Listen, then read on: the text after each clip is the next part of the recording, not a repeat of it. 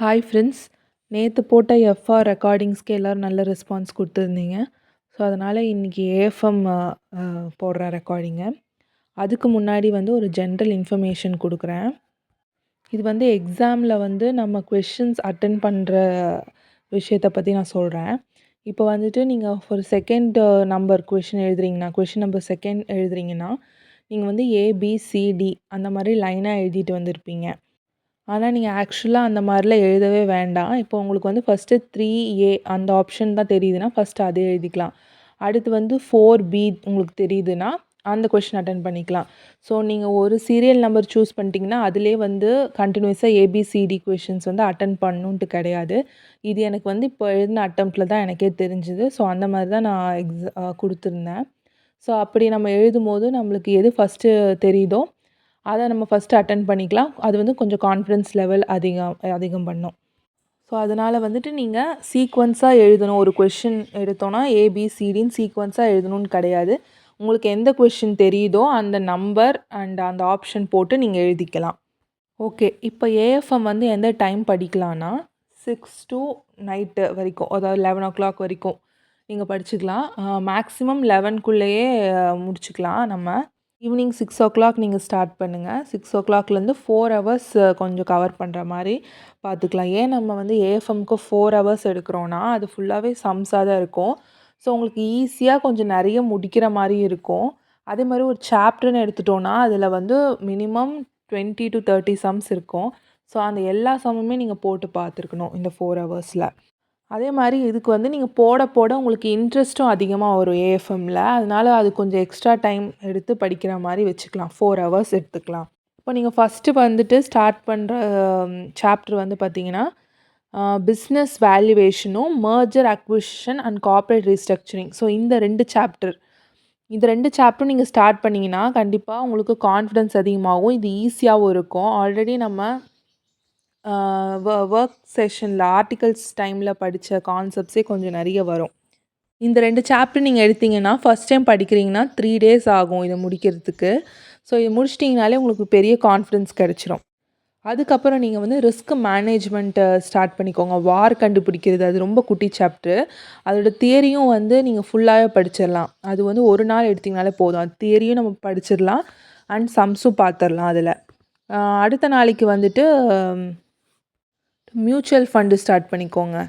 Mutual fund next பார்த்தீங்கன்னா IFM international financial management, அப்புறம் interest rate risk management இதெல்லாம் first முடிச்சிடுங்க.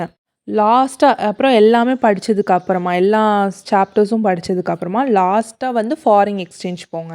ஏன்னா ஃபாரின் எக்ஸ்சேஞ்ச் நீங்கள் படிச்சிங்கன்னா கண்டிப்பாக மறந்துடும். அதனால் நீங்கள் அதை லாஸ்ட்டாக வச்சுக்கோங்க. அது மட்டும் இல்லை, அது ரொம்ப டைம் ஆகும். நிறைய சம் இருக்குது அதில்.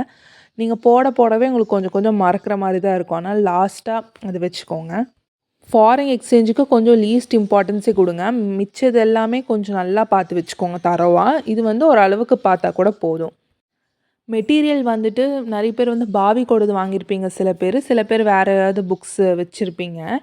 மோஸ்ட்டாக நம்ம ஸ்டடி மெட்டீரியல் தான் கவர் பண்ணணும் இதில். உங்கள் ஸ்டடி மெட்டீரியல் இருக்க எல்லா சமும் பார்த்துருங்க. இல்லுஸ்ட்ரேஷன்ஸும் பார்த்துட்டு மார்க் டெஸ்ட்டை பொறுத்த வரைக்கும் லாஸ்ட்டு 2 இயர்ஸோட மார்க் டெஸ்ட் பார்த்தாலே போதும். ஏன்னா மார்க் டெஸ்ட்டில் இருக்கிறது எல்லாமே நம்ம ஸ்டடி மெட்டீரியல் இருக்க சம்மு தான் மார்க் டெஸ்ட் பேப்பர்ஸில் கொடுக்குறாங்க. ஸோ அதனால் லாஸ்ட்டு 2 இயர்ஸோட மார்க் டெஸ்ட் பார்த்துக்கோங்க. அதாவது 2 அட்டம்ப்டோடது மட்டும் பார்த்தா போதும். அப்புறம் ஆர்டிபி லாஸ்ட்டு 5 இயர்ஸோட ஆர்டிபி பார்த்துருங்க. அதாவது எப்படின்னா உங்கள் அந்த எஸ்எஸ்பி போர்ட்டலுக்குள்ளேயே ஆர்டிபிஸ் கொடுத்துருப்பாங்க. ஒரு 5 ஆர்டிபி இருக்கும்ல, அதை மட்டும் பார்த்தாலே போதும். நம்மளும் ரொம்ப பழைய ஆர்டிபிஸ்லாம் பார்க்கணுன்ட்டு கிடையாது. அந்த எஸ்எஸ்பி போர்ட்டலில் அந்த 5 ஆர்டிபிஸ் கொடுத்துருப்பாங்க. அதை மட்டும் நீங்கள் பார்த்துக்கலாம். முக்கியமாக ஸ்டடி மெட்டீரியல் ஃபுல்லாகவே தரவு பண்ணணும். ஏன்னா ஸ்டடி மெட்டீரியல் இருந்தால் இந்த வாட்டி நிறைய கொஷின்ஸ் கேட்டிருந்தாங்க. எம்சிக்யூஸ் பார்த்தீங்கன்னா, எம்சிக்யூ எப்படி கேட்குறாங்கன்னா, சம்முலேருந்து தான் உங்களுக்கு கொஷினாகவே ஃப்ரேம் பண்ணி வந்துச்சு இந்த வாட்டி. இப்போ நீங்கள் ஒரு சம் போடுறீங்க, ஒரு 6 மார்க் 8 மார்க் கொஷின் நீங்கள் போடுறீங்கன்னா, அதே தான் அவன் ஸ்ப்ளிட் பண்ணி 5 சப்டிவிஷன் 5 கொஷினாக கொடுத்துருந்தாங்க. இந்த வாட்டி எம்சிக்யூ ரொம்ப ஈஸியாக இருந்துச்சு ஏஎஃப்எம்மில். அதனால் நீங்கள் சம்ஸ் எல்லாமே தரோவாக ஒர்க் அவுட் பண்ணிட்டீங்கன்னா, அதுலேருந்து தான் உங்களுக்கு 1 வேர்ட்ஸே வருது. சூஸ் பண்ணுற மாதிரி தான் இருக்குது. ஸோ அதனால் ரொம்ப ஈஸியாக நம்ம ஸ்கோர் பண்ணிடலாம். ஏஎஃப்எம் மட்டும் கொஞ்சம் நல்லா ப்ராக்டிஸ் பண்ணிடுங்க. ஏஎஃப்எம் வந்து ரொம்ப ஸ்கோரிங் பேப்பரு. ஏன்னா இந்த ஒன் வேர்ட்ஸும் வந்துடுச்சுனால ஏஎஃப்எம்மில் எல்லோரும் நிறைய மார்க் வாங்கலாம், எக்ஸாம்ஷனே வாங்கலாம். அதனால் ஏஎஃப்எம் நல்லா தரோவா படிச்சுருங்க. 3 ரிவிஷன் கொடுத்துருங்க ஏஎஃப்எம். அது மட்டும் ஈஸியான சப்ஜெக்ட் இது தான், ஏஎஃப்எம் தான் இருக்கிறதுலையே. சம்ஸு நம்ம வந்து கொஞ்சம் ஒரு 3 வாட்டி நம்ம போட்டு பார்த்துட்டாலே ஸ்டோர் ஆகிடும் பிரெயினில். அதனால் ஏஎஃப்எம்க்கு நிறைய இம்பார்ட்டன்ஸ் கொடுத்துருங்க. தியரியை பொறுத்த வரைக்கும் ஃபஸ்ட்டு சாப்டர் நல்லா படிச்சுக்கோங்க, financial policy and corporate strategy. அப்புறம் ரிஸ்க் மேனேஜ்மெண்ட் செகண்ட் சாப்டர் நல்லா படிச்சுக்கோங்க. தேர்ட் சாப்டர் செக்யூரிட்டி அனாலிசிஸில் வந்துட்டு அது வந்து 2-3 கொஷின் அதில் படித்தா போதும். என்னென்னா explain the factors affecting economic அனாலிசிஸ்னு சொல்லிட்டு ஸ்டார்டிங்லேயே ஒரு கொஷின் கேட்பாங்க. அதோட ஆன்சர் ஹெட்டிங் வந்து growth rate of national income, growth rate of industrial sector, inflation, monsoon சொல்லிட்டு 4 சப் ஹெட்டிங்கோடு வரும். அது படிச்சுக்கோங்க. அப்புறம் describe the factors affecting industrial analysis அந்த ஒரு கொஷின் படிக்கணும். அப்புறம் இன்னொரு கொஷின் வந்து பிரின்சிபல் ஆஃப் டெக்னிக்கல் அனாலிசிஸ். அதோட ஆன்சர் வந்து the market discount everything, price moves in trend. இந்த 2 ஹெட்டிங் படிச்சுக்கோங்க. சாப்டர் வந்து செக்யூரிட்டி வேல்யூவேஷன். அதுலேருந்து நான் எதுவுமே படிக்கலை. ஸோ உங்களுக்கு வந்து டைம் இருந்தால் அதை நீங்கள் படிச்சுக்கோங்க. அதை நீங்கள் வந்து சாய்ஸ்லேயுமே விட்டுடலாம். இதுலேருந்து அவ்வளோவா கொஷின்ஸும் கேட்குறதில்ல. ரொம்ப இம்பார்ட்டண்ட் வந்து பார்த்திங்கன்னா செக்யூரிட்டைசேஷன். அதுலேருந்து எல்லாமே படிச்சுக்கணும். அதுலேருந்து ஒரு கொஷின் கண்டிப்பாக வரும். ஆனால் அது கொஞ்சம் ஈஸியாக தான் இருக்கும், அதனால் ஈஸியாக படிச்சிடலாம். அப்புறம் ஸ்டார்ட் அப் ஃபினான்ஸ் நியூவாக ஆட் பண்ணியிருக்காங்க, இதுலேயும் தரவாக படிச்சுக்கோங்க. இதுலேருந்து ஒரு கொஷின் கேட்பாங்க. ஸோ இப்போ நான் சொன்ன தியரியிலேருந்தே நீங்கள் படிச்சிட்டிங்கன்னா கண்டிப்பாக இதுலேருந்து 2 கொஷின் வந்துடும். ஸோ நீங்கள் வந்து ஈஸியாக அட்டன் பண்ணிடலாம். அப்புறம் இப்போ நம்ம நீங்கள் என்ன சாப்டர் எடுத்தாலுமே எல்லா சம்முமே போட்டு பார்க்குற மாதிரி வச்சுக்கோங்க. இப்போ ஒரு சாப்டரில் அட்லீஸ்ட் ஒரு 10 சம்ஸாவது ஒர்க் அவுட் பண்ணுற மாதிரி பார்த்துக்கோங்க. அண்டு போன இதில் சொன்ன மாதிரி எஃப்ஆர் அண்ட் ஏஎஃப்எம் ரெண்டுமே இந்த டைமில் பார்த்துட்டே வந்திங்கன்னா ரெண்டுமே 10 to 12 டேஸில் முடிச்சிடலாம். அது மட்டும் இல்லாமல் ஏஎஃப்எம் ஃபஸ்ட் டைம் நீங்கள் நல்லா 12 டேஸில் நல்லா எஃபெக்டிவாக போட்டு பார்த்துட்டிங்கன்னா செகண்ட் டைமில் வந்து ரொம்ப ஈஸியாக இருக்கும். நீங்களே சம் போட ஆரம்பிச்சிருவீங்க. அந்த அளவுக்கு ஈஸியாக இருக்கும் ஏஎஃப்எம்மு. ஃபாரின் எக்ஸ்சேஞ்ச் மட்டும் லாஸ்ட்டாக படிங்க, அது மறந்துகிட்டே போகும். அதனால் லாஸ்ட்டாக எடுத்துக்கோங்க அது. ஏன்னா அது ஃபஸ்ட்டே நீங்கள் போட ஆரம்பிச்சிட்டிங்கன்னா ரொம்ப கன்ஃபியூஸ் ஆகிடும். நம்மளுக்கே கன்ஃபியூஷன்ஸ் நிறைய வரும் அதில். அதனால் அது கொஞ்சம் லாஸ்ட்டாக வச்சுட்டு படிக்க ஆரம்பிங்க.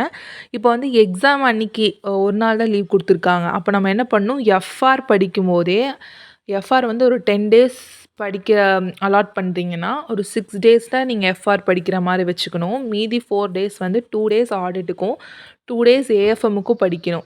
அதாவது எஃப்ஆருக்கு 2 நாளைக்கு முன்னாடியே ஏஎஃப்எம் கொஞ்சம் பார்த்து வச்சிடணும்.